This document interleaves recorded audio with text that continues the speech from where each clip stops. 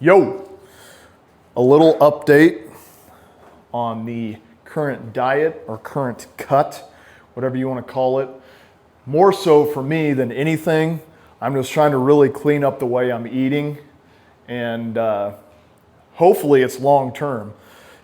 So the current idea or restrictions for myself, I'm trying to stay under 2,000 calories every day, no cheat days. I'm just trying to really reshape how I eat, think about food, and all that good stuff. So I still want to keep all my muscle, grow muscle. So how I'm going to do this, you can do both. You can cut, you can grow muscle.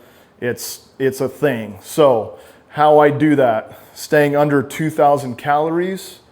My goal for lean protein is in between 150 and 170 grams of lean protein. So that's like lean ground beef, fish, eggs, chicken, all the healthy lean protein. So white meat chicken, although sometimes I will definitely dabble in the like chicken thighs. So like chicken thighs are a little darker meat and they're not as good for your macros. They're pretty calorie dense.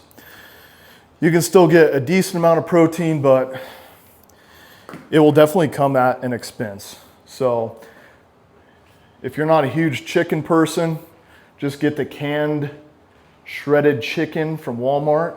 And I think one can of that is like 50 plus grams of protein. So there's a little hack for you, but more so than anything, it's just been reshaping how I think about food and all of that. If you have bad eating habits, start slow, start thinking about how you think about food.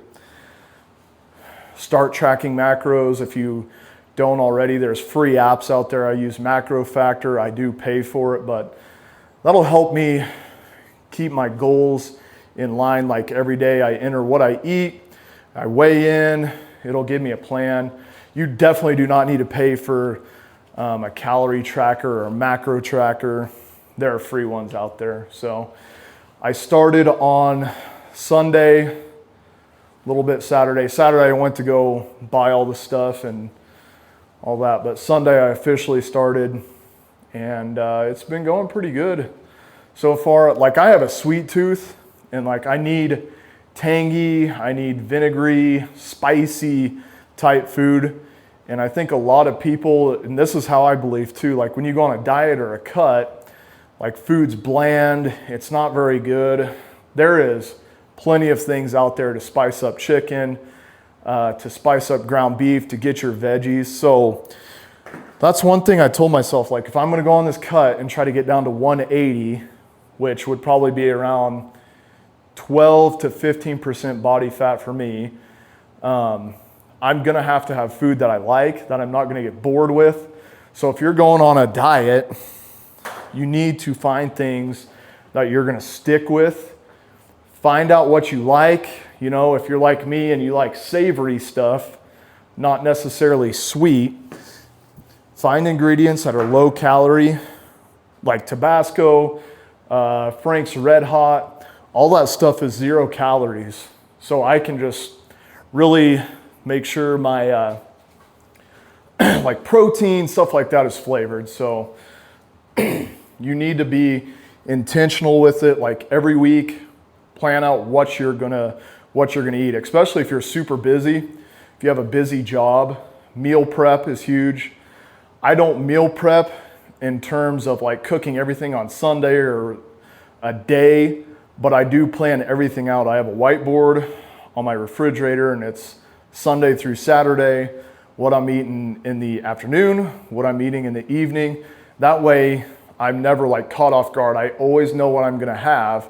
That way mentally I can prepare myself, unthaw things if they're frozen. And honestly, I was kind of intimidated at the beginning with going on a diet because I'm like, man, that's gonna be a lot of time to cook. That's gonna be a lot of dishes, blah, blah, blah. It comes down to nothing changes if nothing changes. If you're not happy with how you look, Dishes aren't going to be an issue. You're going to find a way. Throw it in the dishwasher, or just as soon as you get done cooking, get done eating, clean it right away. Use plastic, silverware, paper, plates, bowls, stuff like that. Like, just eliminate as many excuses as you can. That way you can stick to it. One thing that I'm doing differently this cut that I haven't done in cuts or diets prior is I'm not allowing myself a cheat day.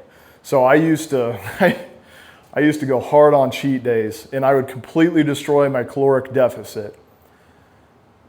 So I may be going on a tangent here, but this is good stuff. If you're new to dieting, if you're new to cuts, the only way to lose weight is to be in a calorie deficit, meaning you're burning more calories than what you're taking in. If you're burning 2,300 calories, you better not go over 2,300 calories taken in, whether it's eating or drinking. So if you're not active and you're not tracking steps, things like that, your calories needs to be probably around 1,500. If you're active like me, if you have an active job, if you work out, then your calorie expenditure can go up a little bit more. But you have to be in a calorie deficit, point blank, end of story. That is the only way to lose weight. The new drugs coming out, I don't know, you look at the before and after pictures, they don't look like super healthy. You know, there's a lot of you just see death in their eyes. Like, and when I say that, I'm just meaning you're losing more than just fat. You're losing muscle too. So I'm not a huge advocate. I'm not a trained professional or anything like that. So if your doctor suggests otherwise, obviously listen to them. But I'm speaking from what I know, and everything I learned in college and through training athletes and all that is like, calorie deficit is number one. If you don't have a calorie deficit, you will not lose weight. You can't argue with that. You can't dispute it. That is the only way. And you have to be disciplined with it too. So like I said, whatever calories you're burning, you can't go over that with what you eat or what you drink, and drinking counts. So that's why I'm so huge on, like, you need to have something on your phone that counts your calories, and you need to be disciplined with it. Whatever you put in your body, you have to count it in that calorie counter. So if you're not active, if you're not working out, you're gonna make it a lot harder on yourself. You're gonna be hungry a lot more because you're just sitting around thinking about food and like how much food you can't eat. Whereas if you are working out, you can have a little bit more of the calorie intake. So if people say, you know, you're gonna lose all this muscle if you lose all this weight, you'll maybe lose a little bit. Yes, I'm not going to say that that's not true. But if you're keeping your high protein like I am, for example, yesterday I think I had 1,700 calories, but I had close to 170 grams of protein. And I am eating super clean. I didn't feel, I felt full, basically is what I'm saying. I felt satiated. I ate chicken, I ate ground beef, and I was way under the 2,000 calorie limit that I set for myself. So over time, if you stack these days and you're in a caloric deficit, you will lose weight. The composition of your body is going to change.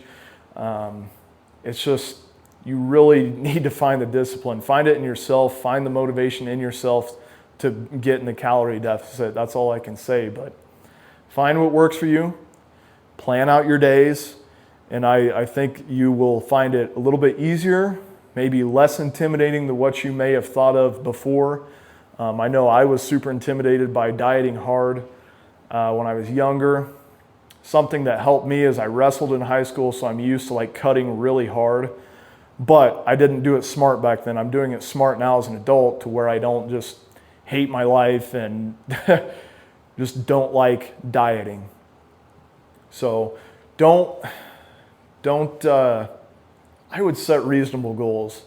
You know, if you're, just as an example, if you're weighing 200 pounds or 250, let's say, and you want to cut all the way down to 190, that's 60 pounds. You're going to have to be disciplined for quite a while. So that's why I'm saying, like, your mindset on food needs to change, something I'm battling right now. Like, not having cheat days, I don't know how it's going to be in 3 weeks. You know, when I'm getting down lean, getting down into the low teens on body fat. So find a way. Something I've been telling myself is food is fuel. Anytime I want to think about, like, I don't know, eating ice cream or something like that, all I tell myself is food is fuel. When I'm eating maybe chicken and rice for the 4th time that week, all I tell myself is food is fuel. If I think about food is sweet, food is comfort food, that's when your mind is going to play tricks on yourself, and you'll most likely go away from your diet. So I know this has been a huge talk on diet.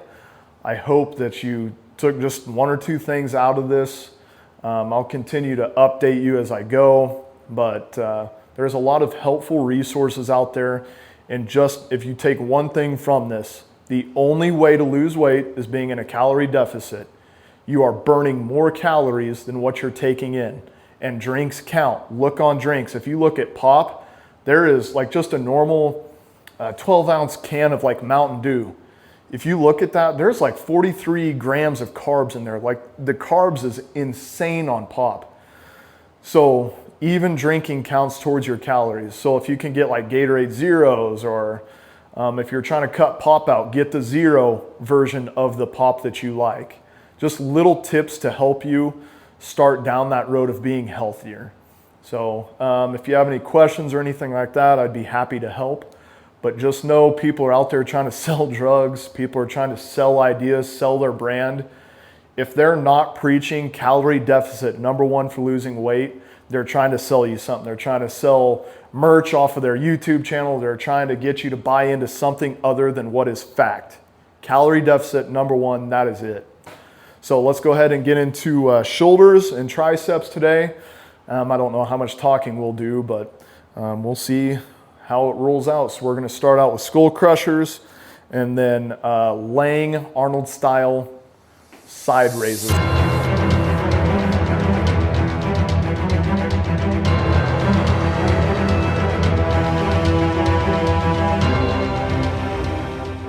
As I'm doing behind the head dumbbell tricep extensions, I got to thinking, like, do most people know what it means to lift with control, mind-muscle connection? I know, like, there are thousands of videos out there on mind-muscle connection. If you've lifted any amount at all, like, let's be honest, you've heard the term mind-muscle connection. So for this example, like if I'm doing the dumbbell behind the head tricep extension, I'm thinking about the tricep, the long head specifically. So when I say long head on tricep, when I'm doing the movement, am I thinking of the long head? Is that the only muscle that is in control right now? Do I feel that firing? If I'm doing those and I start to feel maybe my shoulder, my rotator cuff, my delts, if I start to feel those coming in, I don't have the mind-muscle connection. You may be thinking about your long head or your short head, whatever head of the tricep, whatever muscle group you're working, whatever specific head of a muscle you're working. If you're thinking about it, but yet you feel other muscles taking control in the middle of your set, you're not actually mind-muscle connection. You're mind-muscle group connection. Mind-to-muscle connection is very, very specific. You know, if you're working quads that day and you just want the lateralis, you just want the quad sweep, are you doing things that are only focused on the lateralis? Or do you feel your rectus femoris? Do you feel your teardrop? Are there other muscle groups being worked in? If you're doing a compound movement, then that is fine if you feel multiple muscle groups contracting, firing as you're doing the lift. But if you're more so like the bodybuilding style of workouts, if you are doing a movement that is supposed to be triggered for a very specific muscle head, singular, not plural, you better be thinking and feeling only that muscle head. If you're having multiple muscle groups, like the example I used before, where your shoulder starts coming into play here, your delt, you feel your rotator cuff, you gotta lose the weight, drop sets, drop reps. So when you hear people say mind-muscle connection, it's not just the brain-dead version of, oh, I'm thinking of the muscle. Are you thinking of the muscle head? Do any other muscle groups come into play? Again, if you're doing a compound movement, cool. You should feel multiple muscle groups, multiple muscle heads at play. Think a squat, think a bench, think hang clean for athletes. Anything that takes multiple muscle groups, that's when you start having the plural sense of the word. So if you're training and you have the mind-muscle connection, and whatever, if you're working more of an isolation movement like a curl, where are your hands and what specific singular muscle head are you working on? That was a long explanation, but it's something in the fitness, weightlifting world that you hear all the time, mind-muscle connection. Well, what does that even mean? If I'm a 14-year-old and I'm just getting into weightlifting as a freshman, and my 60-year-old strength and conditioning teacher says, mind-muscle connection, think of your bicep curls, really think of them. Well, what all goes into that? Because you can be plural, you can be singular. It just depends upon what lift you are doing. Compound movement, isolation movement, really, that's where you as an athlete, as a lifter, have to take the next step in thinking through the mind-muscle connection. And that may be a little long-winded explanation, but it's something that I do feel like most people need to understand and realize as you're training that there are multiple ways to think through that. So if you don't know what mind-muscle connection means when people are talking to you, that's a long-winded version of what they mean. I wanted to show you guys today was rear delts. So they can be hard to, they can be hard to target. Sorry, I don't know why I had a brain fart there, but if you don't have like a pec deck or a reverse pec deck where you can actually like target your rear delts right there. So I'm gonna try to get them activated. So if you can see right here, my rear delts are pretty well developed, but when you're right here on the side profile and your shoulder has that capped look, one thing I feel like that has helped me throughout the years develop those is what I call pinkies up. I do these with my athletes at the school. I've done these personally in my workouts for several years now. So obviously I have a home gym. I don't have access to a pec deck, reverse pec deck. Unfortunately, I would really like one of those, but maybe someday. So you're gonna get 2 lighter weight dumbbells. I'm setting on the edge of my bench to where I can, let me make sure my camera can see this. Hopefully that doesn't fall over. But my dumbbells are gonna be starting behind my ankles, and I'm gonna be taking my pinkies straight up to the sky. So as I'm doing this, I'm literally taking my pinkies straight up. My chest is gonna be almost parallel with the ground. That way I can actually activate the rear delt. So I call these pinkies up. I'm taking my hands as wide as I can.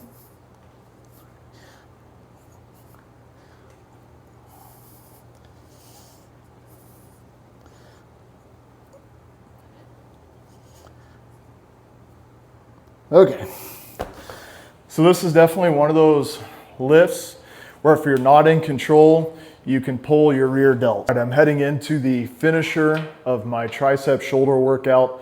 I'm gonna be ending with reverse grip pull downs, single arm. If you can look here, hopefully the camera's catching it. That gives you the nice horseshoe look on your tricep. It's working that short head for your tricep. So I was just working my long head. Now I'm working that short head to get that tricep look. I'll pair this with my dumbbell side raises where I'm seated. And then remember, if you struggle with the shoulder stuff, make sure your arms are out in front. But I'm gonna go ahead and finish this up. Hopefully we can get a little bit more traction on the long form YouTube videos where I'm just kind of naturally talking. I'm not going through a bunch of coaching points and things like that, like the YouTube shorts and IG reel type content. But if you do actually like the long form stuff, you guys know how YouTube works, likes, comments, shares, all that good stuff. And something I would like to work towards is the long form content. So hopefully you guys are actually getting some good tips, good tricks, all that stuff out of these videos. And then maybe someday we'll get a dojo talk going where I'm in the car and we're just kind of talking about maybe training, dieting, that sort of thing, because I know a lot of people want to do the diets, they want to get on a program, they want to make all these changes, but they're not necessarily sure how to get that started or maybe where to begin. So we can get a jumping off point to help people there. So I do appreciate everyone who's been supporting Dojo Fitness, whether it's on Instagram or YouTube. The YouTube shorts have been doing a really good job. They've popped off a little bit. So I know people are watching them.